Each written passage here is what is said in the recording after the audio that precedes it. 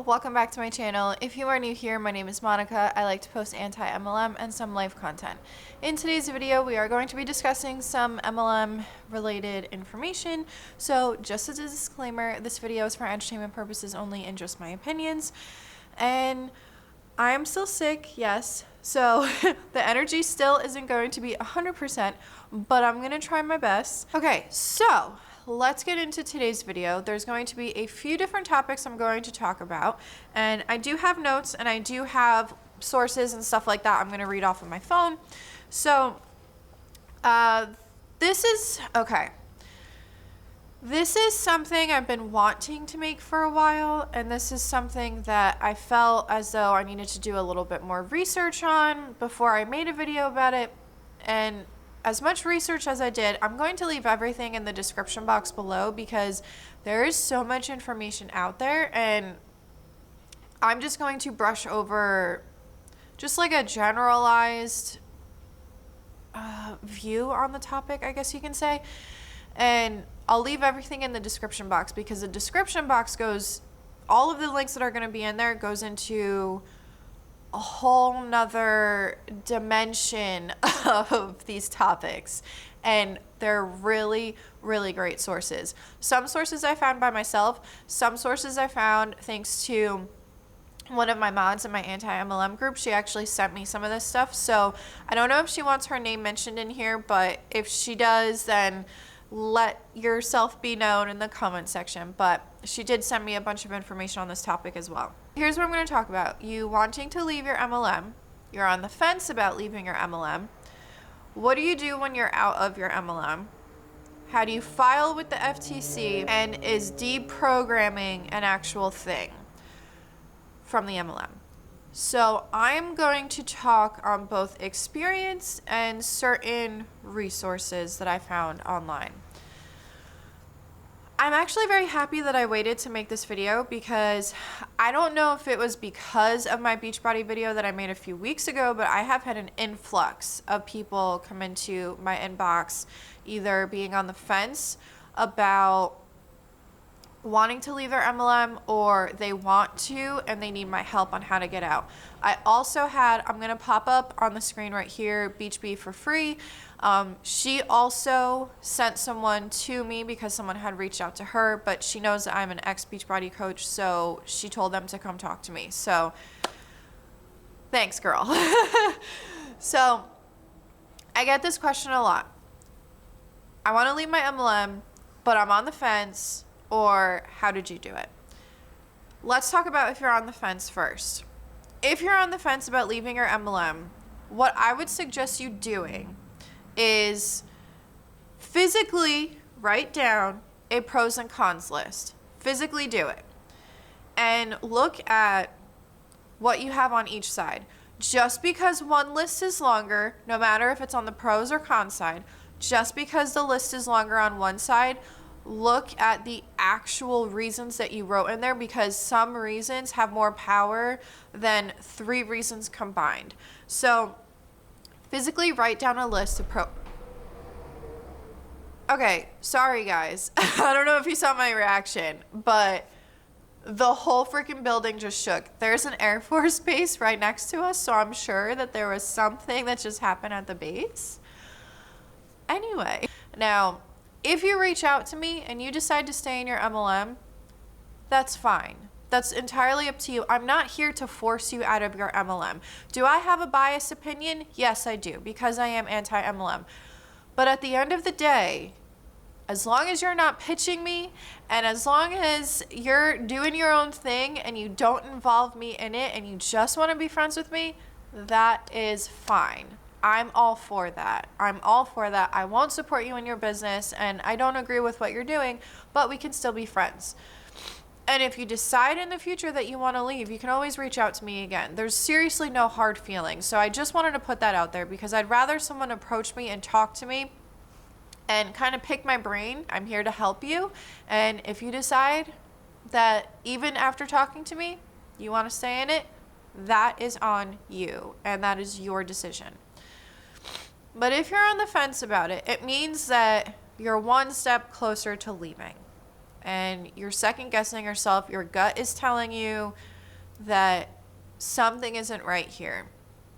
So you have to look at the reasons why you're on the fence. Again, it will be essentially in the end, it will be your own decision. So let's say that you either talk it out with me or you make your list and then you decide that you want to leave. So what I did, now you're going to do whatever you want to do. There's really no right or wrong way to go about it. It's really all personal preference, and it's really on a case-by-case basis because it depends on, is your upline your best friend? Like, is this someone who got you into this business because you were best friends before the MLM company even came into the conversation? Because that's a little bit of a tricky situation. And then there's also your downline. Is your downline your close friends and family, and are they going to flip out on you for leaving the MLM and leaving them high and dry in their minds? And then also, are they going to be pissed off at you that you got me into this business, you said it was so great, and now you're leaving? So each situation is case by case. Or it might be the opposite, that you don't know any of these people personally, and it's easier for you to walk away because you'll never see or hear from them in your life. So here's what I did. I did the same exact thing with both Mary Kay and Beachbody when I decided to leave.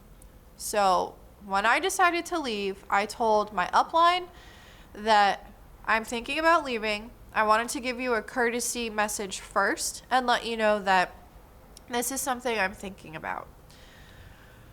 Of course, they do the typical, don't leave yet, give it a little bit more time, blah, blah, blah, blah, blah. With Beachbody, my upline, I was at the bottom of the food chain, and I had my upline and then multiple other uplines. So I contacted my upline, so I guess you can kind of consider her my supervisor. And so she talked to me, told me, no, give it a little bit more time. You're doing really well, which I was not.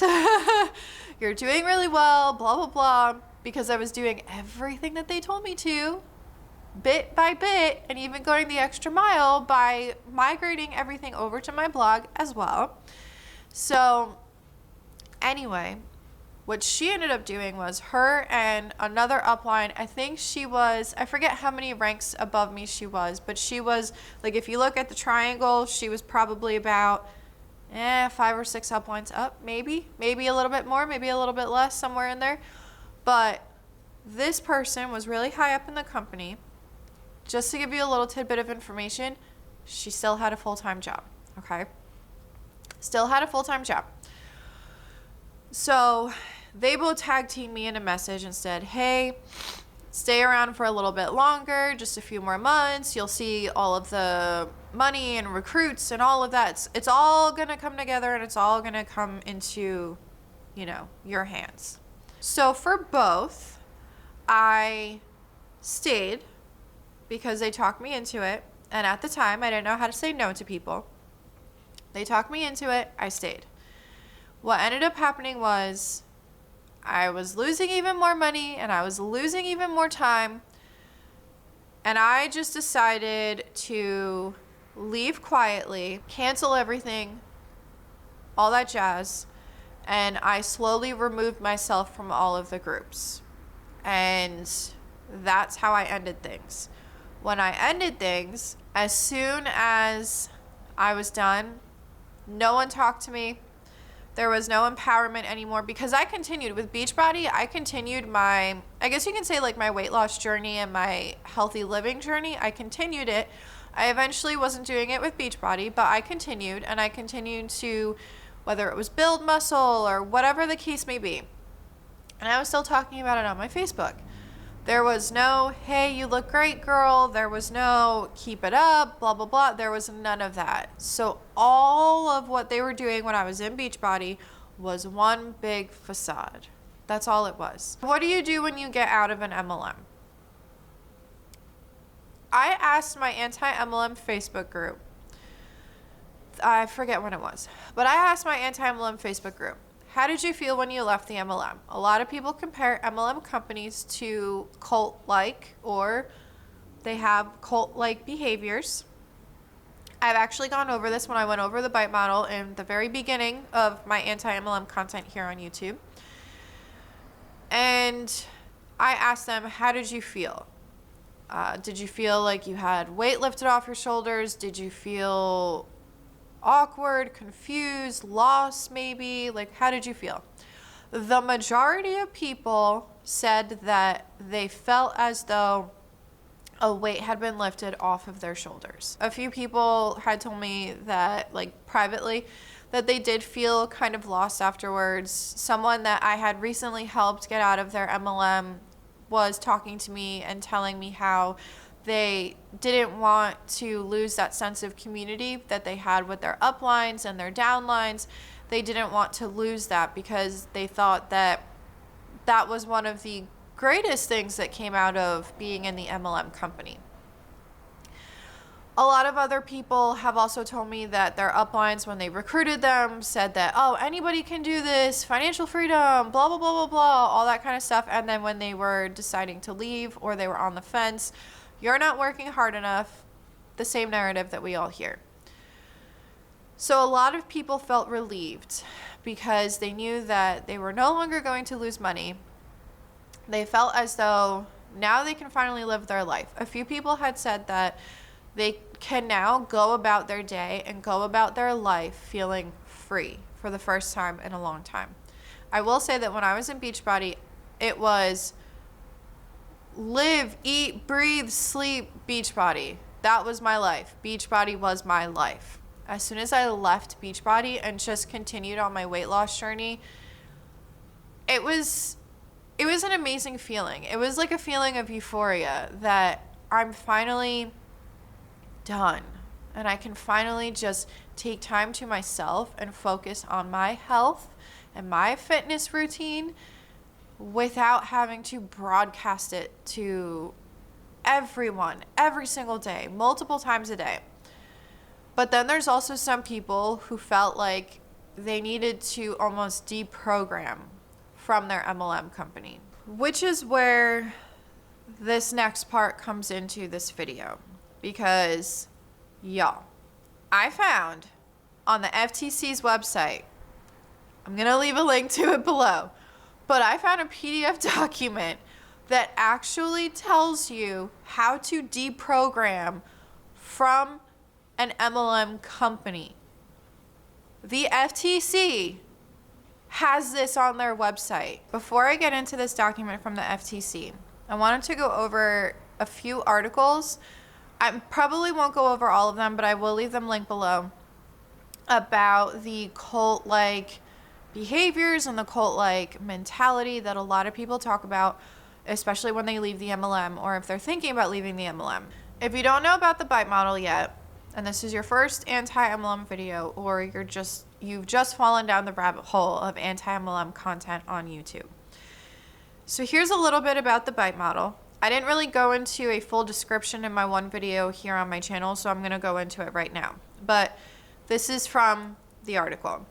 Stephen Hassan escaped the Unification Church, also known as the Moonies, in 1976 and has since become a mental health counselor and one of the leading experts on mind control and cults. According to Hassan, a cult is an organization that exercises undue influence over its members to make them dependent and obedient. Undue influence is defined as persuasion that takes over any free will or judgment as a legal term. It refers to a person or group taking advantage of their position or power over others.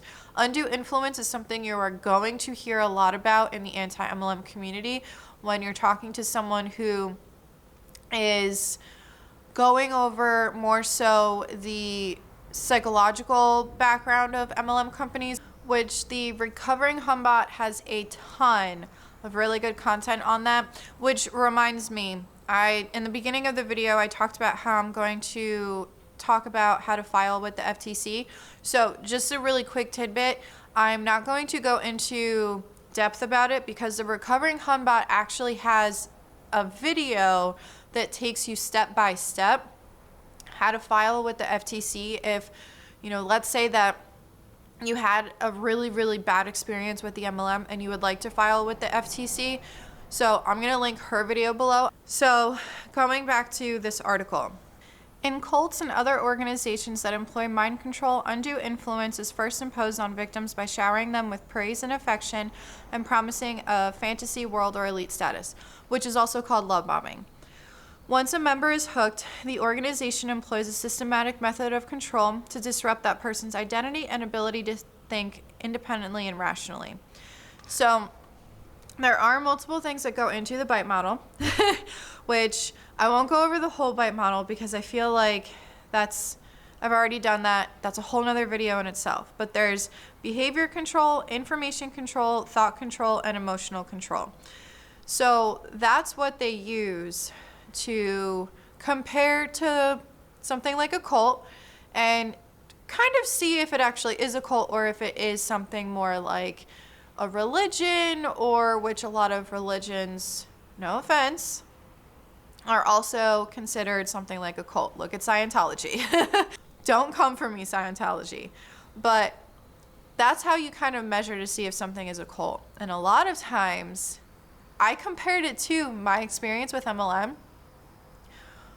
More of the things that were on that bite model were very eerily similar to the MLM. Not everything. There were some things that really had no correlation with MLM, but the majority of things on it were very eerily similar to my experience. I was lucky in the fact that I didn't get invested as much as some people do. And I was lucky in the fact that all of a sudden I snapped out of this like weird other dimension of myself and realized I cannot keep doing this. And I left. And I felt much better when I left. Then they go into MLM tactic number 1, which is love bombing, which I just went over before. Tactic number 2, the art of deception. So this is the people who can get up on stage to talk about how incredible the income they earn and luxury lifestyles they live.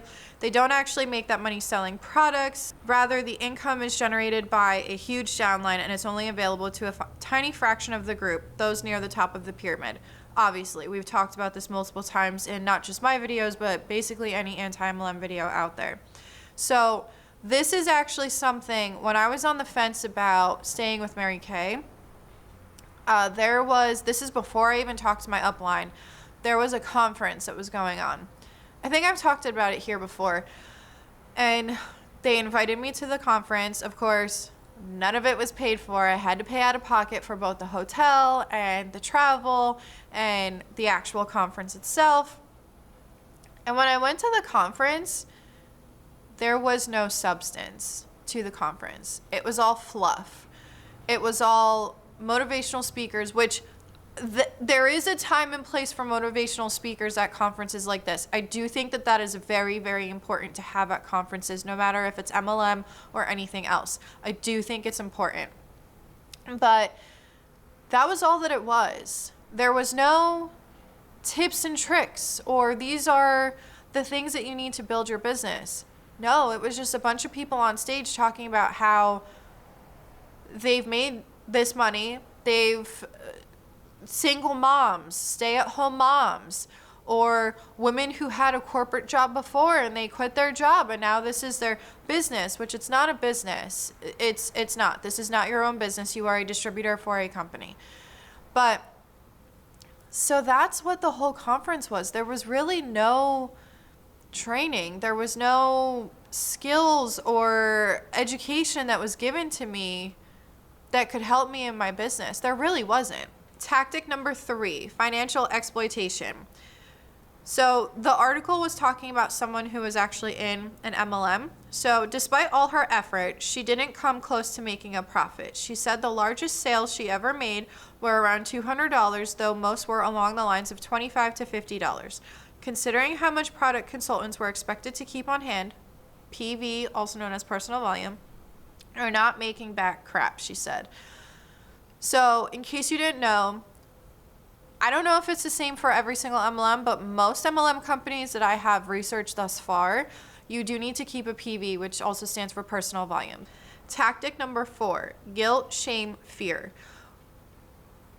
Yes, I put up 3 fingers. When it comes to MLMs, having a regular 9-to-5 job is considered a failure. I made a video about this. Members are fearful of becoming stuck in the rat race or unable to reach all their goals because they're limited by their paychecks. MLMs prey on this desire to own a business with flexible hours and limitless earning potential. How often do we actually hear about this? I feel like everyone does. And that's actually the end of that article. But what I really wanted to go over, because I found it interesting that this was on the FTC's website. This is what it says at the very top. Chapter 12, Actions Needed, What MLM Victims Can Do to Recover Losses, How Families Can Deprogram Loved Ones Who Come Under the Spell of an MLM Promoter, What Actions Can Be Taken to Protect Oneself and One's Family and Warn Others of MLM Fraud. So it goes into a bunch of things. Number 1 on the list is file a complaint with the FTC. Number 2 is file a complaint with the SEC. Number 3 is file a complaint with the FDA. 4, file a complaint with your state's Department of Labor. 5, file a complaint with your state's Office of Attorney General and or Office of Consumer Protection. 6, file tax fraud with the IRS and state's Department of Revenue. 7, file a complaint with the Better Business Bureau. 8, write your senator and or congressman or woman. Number 9, file a complaint with the Direct Selling Association. 10, file complaints with all of the above, plus a letter to the president of the MLM company informing him or her of your actions. That's a lot of things to file a complaint for, but these are necessary in order for us to be able to take down the MLM industry. The next portion is to take legal action. So there is a lot of things in this particular portion, which I'm not going to go over all of it. I will leave this link below because there is a lot of information in here. But within this portion, it says, number 3, help deprogram victims of MLM abuse. If someone you care about has been victimized by MLM, you may wish to approach them with kindness and whatever else it takes to get them to proceed through the steps below. This information is especially useful because it is based on extensive independent, I can't see this, my eyes are getting bad, on extensive independent research rather than mere opinions, which I've actually talked about this in a previous video about how to get your friend or family member out of an MLM. Effective deprogramming will be helped by rigorous study of these reports, especially for someone who has been powerfully indoctrinated with MLM propaganda, laced with a complex web of deceptions. If, as a result of all this reading, they recover their perspective and possibly some of their losses and pursue a more ethical income source, it will have been worth it. So there's a little bit more to that. But what I will say is that this is how you can help someone deprogram. If you're watching this and you are an ex-MLM rep, if you are looking to deprogram, the next portion is going to be more so for you. Now, this isn't going to work for everybody. And I do recommend that you reach out to someone who is close to you, someone you care about, someone that you trust, because they can help you through this process. Now, at the same time, I do understand that when you are in an MLM, because of how annoying, trust me, I know how it is. I lost tons of friends because of it. A lot of people will leave your side. You have to reach out to them and tell them that you are out of the MLM and you need their help.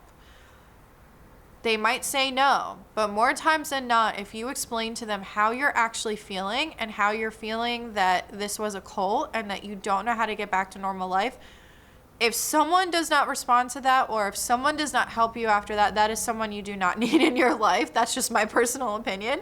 But anyway, let's get into these other reasons that this article says. Publish your experience and insights in a book, in the press, and or on the web. There are plenty of anonymous websites out there, anonymous Instagram people, whoever, who talk about their experiences anonymously. You don't have to put your face out there. I'm putting my face out in the public because I just don't give a shit anymore.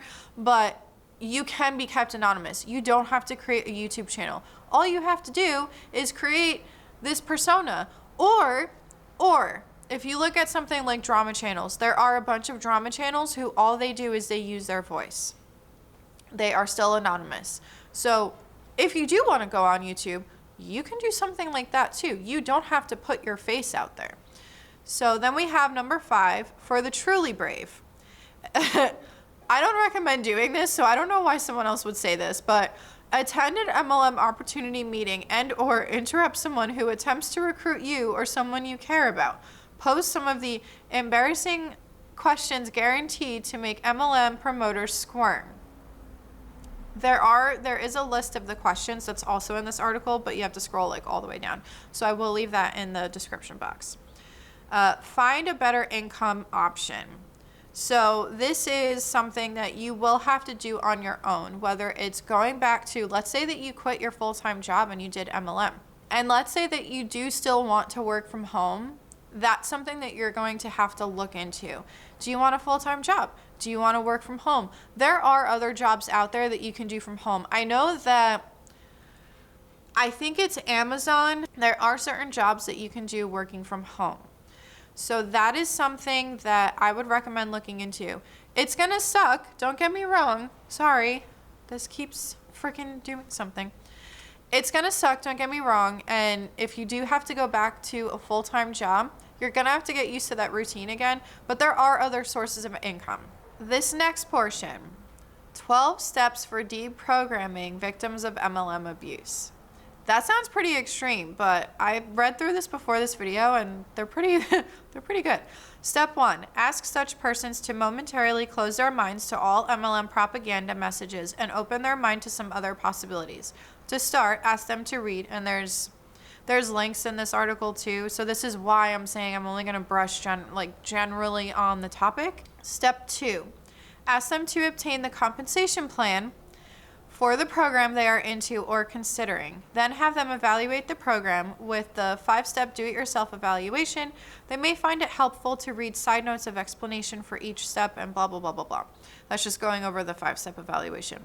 Also look at income disclosure statements if the company provides one. Step number 3. For a good summary of what they need to know, the better informed, suggest they also read the summary, if not the full 44-page report, 5 red flags of a product-based pyramid scheme or recruiting MLM. Step number 4. Encourage them to track income and expenses to determine if they are actually profiting from the MLM. Show them the MLM profitability tracker, then have them read what tax preparers have to say about who, if anyone, actually reports profits from MLM participation. If you don't, then that is in violation of the FTC, and a lot of MLM reps do not know that, which I don't know how they don't know that, but you do have to file taxes. Step 5.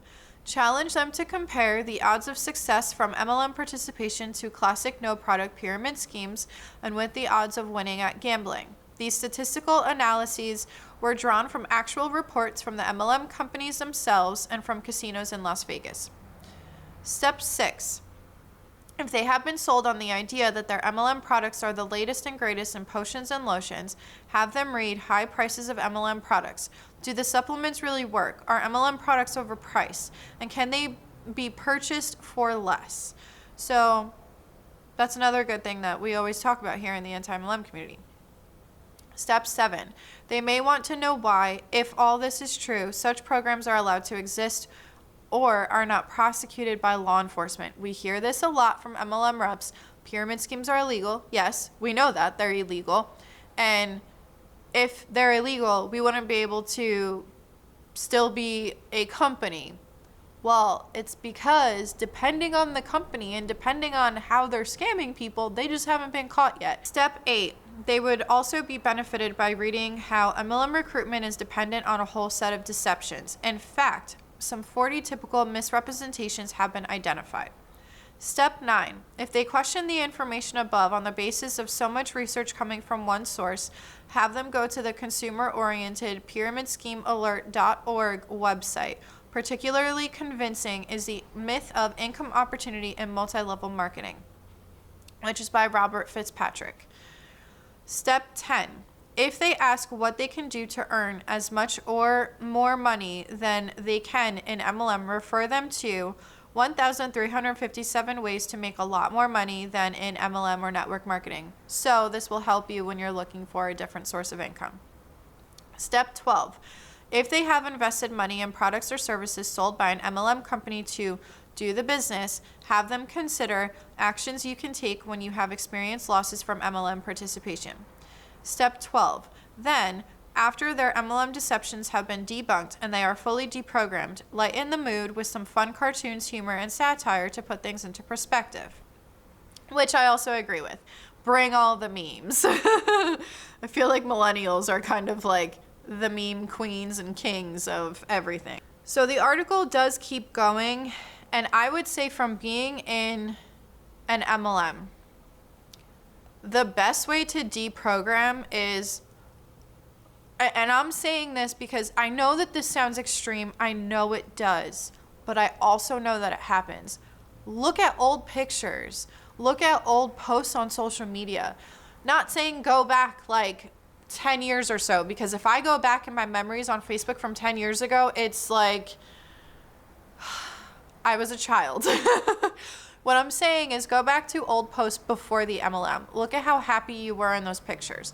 Look at how fake your last pictures were in the MLM. It's all a facade.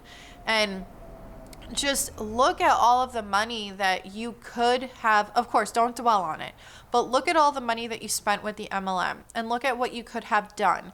Now, if you are in a good financial situation, and let's say that you do want to start your own business, start your own business. Put your time and energy and your skills, because I do think that MLM reps, there are a ton of MLM reps out there who have really great skills on how to advertise, how to market, how to sell ice cubes to an Eskimo.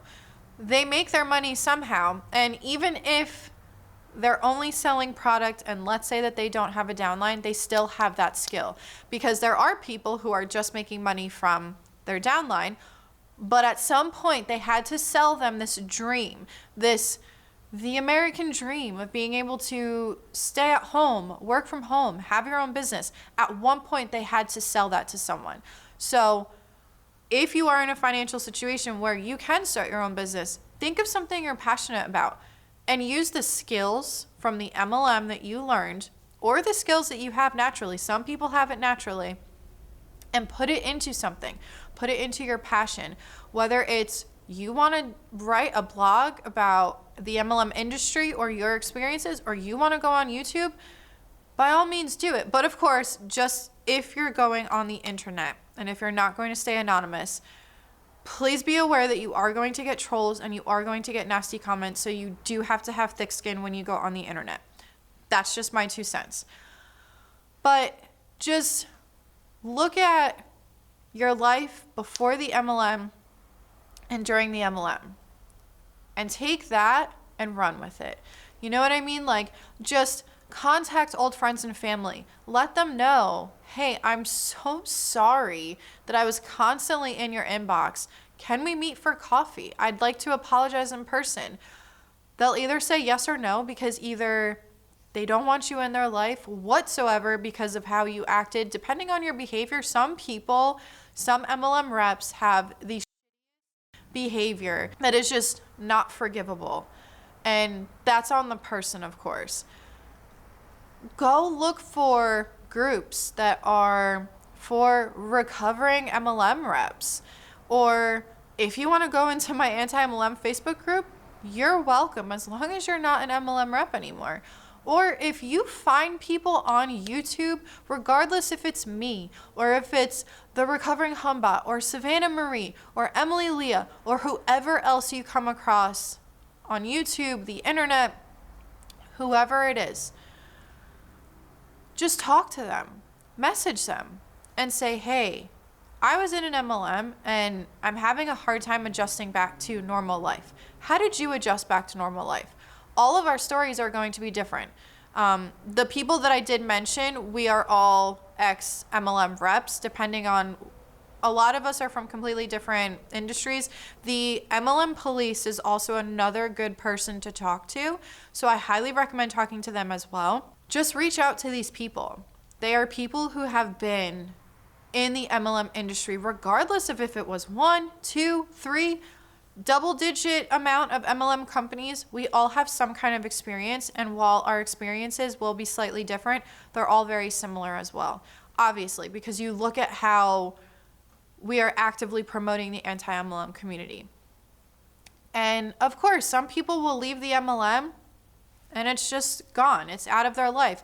But there are other people who do not know how to adjust back to being a normal person. So I do think that reaching out to people in a similar situation or who have been there is a great way to start your, I guess you can say, your recovery from being a Hunbot. And I say that with love. I'm not saying Hunbot as like a demeaning word or anything, because I call myself an ex-Hunbot. But that's just it, that you just have to deprogram from it. If you want, let's say that your experience was really, really, very eerily similar to a cult. Look up how to deprogram from a cult. Or if you have a therapist, let's say that you're going to therapy for another issue, bring it up. Ask them. They're professionals, so they might be able to actually help you better than someone just randomly talking about it on the internet.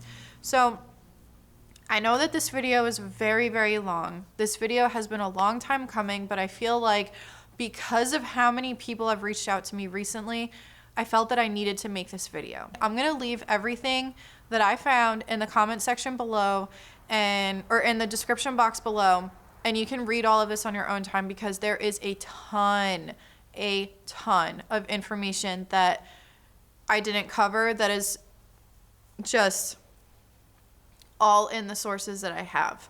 Anyway, if you have watched up to here, thank you so much for watching. Make sure to hit like, subscribe, support me on Patreon, check out my merch. Also, just wanted to add thank you to all of you who have purchased merch recently. Just make sure that if you want, tag me in it on social media, because I would love to see it on other people. I would love to see, what you guys think and everything like that. And if you're okay with me sharing it as well, let me know that you're okay with me sharing it on like my Insta stories or whatever the case may be. But anyway, thank you so much for watching. This is Monica reporting to you live from a highway. Bye.